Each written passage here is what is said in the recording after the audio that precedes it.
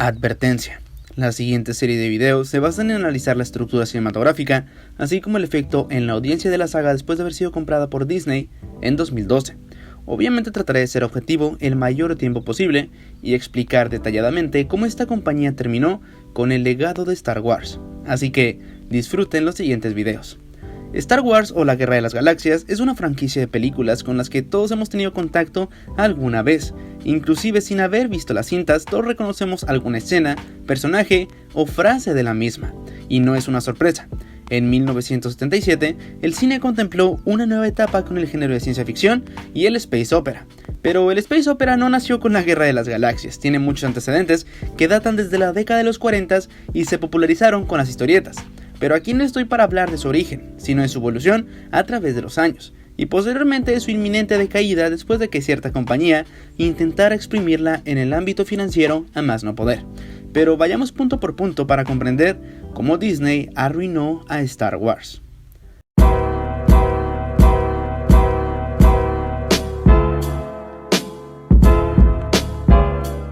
Disney tiene una manera muy curiosa de trabajar. Si algo le da dinero, sigue exprimiéndolo, pero si no cumple con sus expectativas, bueno, lo dejan en el olvido, como básicamente cualquier otra empresa.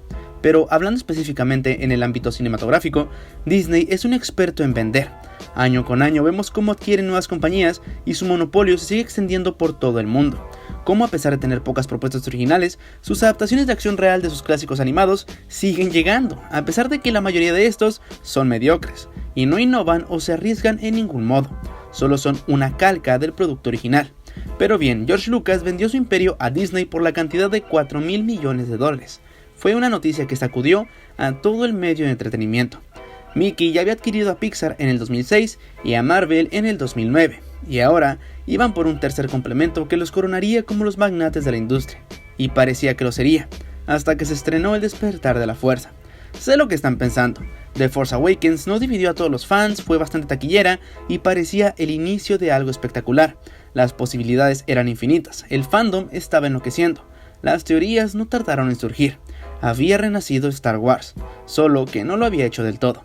Pero para entender este punto debemos dejar algo en claro. No estoy aquí para decirles cuál es mi película favorita de la saga y por qué deben amarla, o por qué si no lo hacen son un fan tóxico que no sabe apreciar el arte.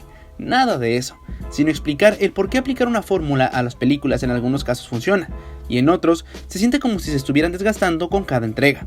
Pero ¿a qué me refiero específicamente? Para el año 2014, Disney ya estaba en la segunda fase del universo de Marvel en el cine, uno que tuvo su primer gran crossover en 2012 con Los Vengadores de Joss Whedon, un éxito a nivel global. Para 2015 tenían preparada su secuela y el estreno de la nueva secuela de Star Wars. Pero si bien las películas de Marvel funcionan, hay algo que las caracteriza inevitablemente, su fórmula preestablecida. Y no por esto todas son iguales, pero siguen un patrón similar, y esto es fácil de notar. La primera película de Iron Man o El Increíble Hulk con Edward Norton se sienten muy diferentes del resto de las cintas de este universo. Por ejemplo, la película del 2008 es la única que muestra a Tony Stark siendo un mujeriego y su secuela refleja sus problemas con el alcoholismo. Pero después de Los Vengadores ya no hay más del viejo Tony Stark, se modificó al personaje para volverlo una versión family friendly, un tipo gracioso que ahora no tenía consecuencias por sus actos, porque al final de estas películas todo se resuelve, los buenos siempre ganan. La estructura del guión es bastante similar, el héroe descubre sus poderes, aparece un villano genérico, el héroe o los héroes se enfrentan al villano una primera vez y aunque son capaces de combatirlo, no pueden vencerlo, se fortalecen de alguna manera y aumentan su poder o número de héroes de una forma descomunal y de esa manera derrotan al villano genérico de turno. Solo agrégale chistes forzados cada 5 minutos y listo. La única cinta que no terminó así fue La Guerra del Infinito, pero la sensación solo duró un año. Y no por ello me quejo de Marvel y digo que es lo peor que le pasó al cine. En ningún momento usé un término en forma peyorativa. Literalmente solo estoy escribiendo sus películas por lo que son. Una fórmula. Una que compañías como DC han querido copiar o hasta Universal con su universo de monstruos y el fiasco de películas como La Momia. Pero no perdamos el punto, que como ya mencioné antes de Marvel Disney, hablaremos en otro video. Lo que quiero que analicen por un momento es la comodidad del estudio. Sus historias ya no se tenían que arriesgar, solo dar el mismo relato a nivel argumental, pero con diferentes personajes. Así que, si esto les funcionó excelente con Marvel, ¿por qué no hacer lo mismo con Star Wars y explotarla a niveles descomunales? Y justamente ese era el plan. Ahora volvamos a 2015. No hay que ser un erudito en ciencias cinematográficas para darnos cuenta de que El Despertar de la Fuerza es básicamente un remake de Una Nueva Esperanza. Allá teníamos la Estrella de la Muerte, aquí tenemos una base Starkiller. Allá teníamos a un granjero, una princesa y un piloto, y aquí tenemos a una piloto, una granjera y una princesa. Oh, lo siento, ¿creyeron que los demás personajes también son relevantes? Bueno, allí es donde se equivocan. Si bien esta película nos introduce a Finn y a Poe Dameron, a lo largo de la trilogía te das cuenta de que jamás tienen un desarrollo real como personajes, o mínimamente un arco argumental que nos haga interesarnos por ellos, y eso es bastante lamentable. Con Finn tenían la mejor propuesta. Un soldado desertor de la Primera Orden, convertido a miembro de la Resistencia, tenía muchas posibilidades narrativas. De hecho, el marketing de The Force Awakens hacía ver a Finn como el protagonista de la historia. Pero a pesar de una introducción bastante decente que inclusive justificaba el cómo se conocieron él y Poe, ese personaje solo termina siendo el acompañante de Rey y gritando su nombre a través de toda la trilogía. Es decir, ni siquiera es un interés amoroso, es solo un amigo de Rey. Solo imaginen por un momento que Finn tuviera contacto con la fuerza, que al final del episodio 7, la que estuviera en riesgo fuera Rey y Finn por solo un momento pudiera contra Kylo antes de la destrucción de la base de la Primera Orden que ocasionaría ese derrumbe. Después de esto, Finn sería quien fuera en busca de Luke Skywalker, y obviamente las cosas en el episodio 8 hubieran sido bastante diferentes, pero todavía no es tiempo de hablar de The Last Jedi, que es la película que terminó por dividir a todo el fandom de Star Wars. Una de las cosas más interesantes del episodio 7 es la explotación que tiene del universo de Star Wars. Vemos cómo van de planeta en planeta y el diseño de producción de cada uno es distinto al otro. Y otra cosa positiva de estas películas son sus aspectos técnicos. Volver a escuchar las composiciones de John Williams mientras veíamos al Halcón Milenario era un éxtasis de emociones. Pero como ya dije, Disney quiso usar una fórmula con Star Wars, una que consistía en explotarla con spin-offs, secuelas, precuelas, cómics, series y todo esto ignorando el universo expandido que se consideraba parte del canon.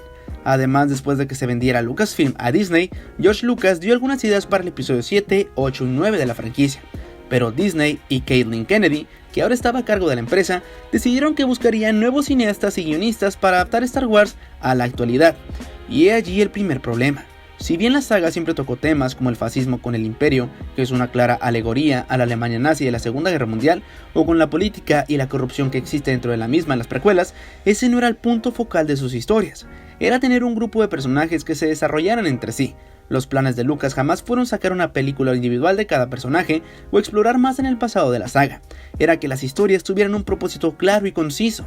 Inclusive las precuelas, a pesar de tener altibajos, con el episodio 3 se redimieron totalmente, ya que es una culminación llena de emoción, de catarsis y de anticipación para la trilogía original. El episodio 6 se siente de la misma manera. El héroe ha cumplido su misión. El mal ha sido finalmente derrotado. El emperador Palpatine ha muerto a manos de Anakin Skywalker, cumpliendo la profecía que se anticipaba desde el episodio 1. La muerte de Darth Vader tenía un propósito, y Luke pudo reconciliarse con su padre. Pero en cambio, en el episodio 9, que se supone es el final de la trilogía de secuelas y el final de la saga Skywalker, no existe esa sensación. Se siente como si dejaran bastantes preguntas sin responder. Después, ese rey Skywalker al final es un total insulto a uno como espectador.